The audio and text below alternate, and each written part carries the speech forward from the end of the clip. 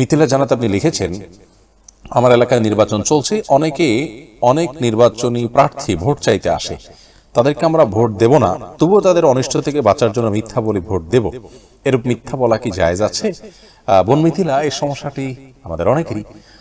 আর এই সমস্যা থেকে বের হওয়ার উপায় হলো যে যারা ভোট চাইতে আসবে, দোয়া চাইবে তারা যে আমার জন্য দোয়া করবেন, আপনারা প্রাণ খুলে দোয়া করবেন, বলবেন হ্যাঁ অবশ্যই আপনার জন্য দোয়া করি, দোয়া করবো না মানে সবসময় দোয়া করি, এখনো দোয়া করছি। কি দোয়া করছেন সেটা তো আর আপনি তাকে বলছেন না। আপনি দোয়া করবেন তার জন্য, আল্লাহ তাকে হেদায়েত দান করুক।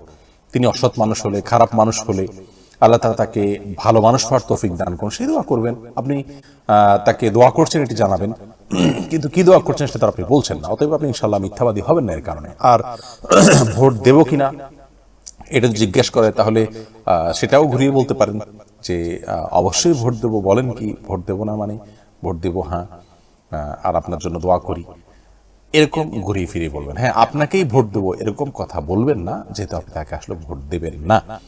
একটু ঘুরিয়ে ফিরিয়ে বলবেন, ইনশাআল্লাহ বিদিল্লাহ তার ফলে আপনি গুনাহ থেকে মুক্ত থাকবেন।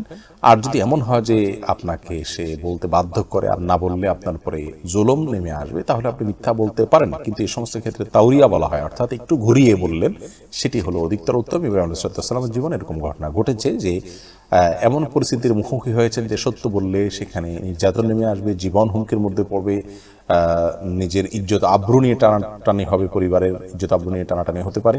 এরকম ক্ষেত্রে তিনি একটু ঘুরিয়ে বলেছেন। এই ঘুরিয়ে বলাটা জায়েজ আছে এই ধরনের পরিস্থিতিতে আত্মরক্ষার খাতিরে, কিন্তু মিথ্যা নয়, সরাসরি মিথ্যা একজন মুসলমান বলবেন না।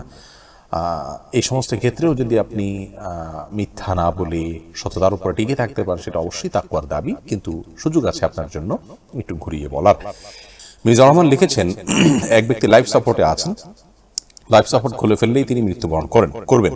লাইফ সাপোর্টে রাখলে আরো কিছুক্ষণ বা কিছুদিন হয়তো বেঁচে থাকবেন, এমন অবস্থায় তার লাইফ সাপোর্ট খুলে ফেলা কি উচিত হবে? এটা তো এক ধরনের ইচ্ছাকৃত মৃত্যুর দিকে ঠেলে দেওয়া। অন্যদিকে লাইফ সাপোর্টে দীর্ঘদিন রাখার মতো আর্থিক সঙ্গতি পরিবারের নেই। ভাই মিজান, এরকম পরিস্থিতিতে আমরা বলবো যে আর্থিক সংগতি না থাকলে তারা আল্লাহর উপর ভরসা করে লাইফ সাপোর্ট খুলতে পারেন। কারণ তারা যদি লাইফ সাপোর্টে রাখেন, আর লাইফ সাপোর্টে রাখার ফলে হাসপাতালের যে বিল হবে সেটা পরিশোধ করবার জন্য তাদের আপাতত কোনো উপায় না থাকে, তাহলে সেটা তাদের নিজেদের প্রতি নিজেরা জুলুম করার শামিল হবে। বিধায় আল্লাহ তাআলা এটি আমাদের করতে বাধ্য করেনি। লা ইউকাল্লিফুল্লাহু নাফসান ইল্লা উসআহা, মানুষের সাধ্যের বাইরে কোনো কিছু করতে আল্লাহ তাআলা তাকে বাধ্য করেননি। আপনার বাবা, আপনার মা, আপনার ভাই বোন বা কোনো আত্মীয় স্বজন অসুস্থ হয়েছেন, আপনার সাধ্যে নাই, তারপরও আপনি তাকে ট্রিটমেন্ট করাবেন এবং করতে করতে ঋণের পাহাড় আপনি গড়ে তুলবেন, এই নির্দেশ কিন্তু ইসলাম আমাদেরকে দেয়নি। বরং আপনার সাধ্যের যেটুকু আছে তার সবটুকু আপনি চেষ্টা করবেন, সাধ্যের বাইরে গিয়ে আপনাকে চেষ্টা করতে শরীয়ত বলেনি। বিধায় এখানে লাইফ সাপোর্ট খোলাটা হলো নিজের সাধ্যে নাই, আল্লাহ রাব্বুল আলামিন চাইলে লাইফ সাপোর্ট খোলার পরেও তাকে বাঁচিয়ে রাখতে পারেন। সেই জায়গা থেকে, সেই বিশ্বাস থেকে তিনি এটি করবেন। আর এটাকে আত্মহত্যার সাথে বা মানুষকে খুন করার সাথে মেলানো মোটেও উচিত নেই। কারণ হলো একজন মানুষকে খুন করা সেটা হলো স্পষ্টতই অপরাধ এবং সরাসরি খুন করা। আর লাইফ সাপোর্ট খোলা মানেই তার মৃত্যু নয়, বরং লাইফ সাপোর্ট থেকে খোলার পরে সচরাচর মানুষ বাঁচে না, কিন্তু আল্লাহ তাআলা চাইলে বাঁচতে পারেন। এবং এটি করা হয়েছে তার প্রতি জেদ থেকে, খুন করে যেরকম সেই রকম নয় এটি। বিধায় দুটিকে এক করার কোনো সুযোগ নেই।